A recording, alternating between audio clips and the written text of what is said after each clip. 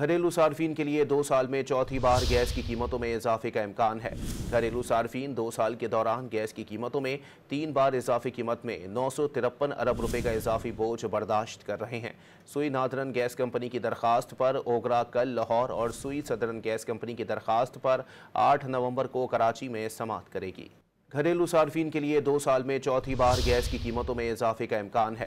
घरेलू सार्फिन 2 साल के दौरान गैस की कीमतों में 3 बार इजाफी कीमत में 953 अरब रुपए का इजाफी बोझ बर्दाश्त कर रहे हैं। सुई नादरन गैस कंपनी की दरखास्त पर ओगरा कल लाहौर और सुई सदरन गैस कंपनी की दरखास्त पर 8 नवंबर को कराची में समाअत करेगी। घरेलू सार्फिन के लिए 2 साल में चौथी बार गैस की कीमतों में इजाफे का इम्कान है।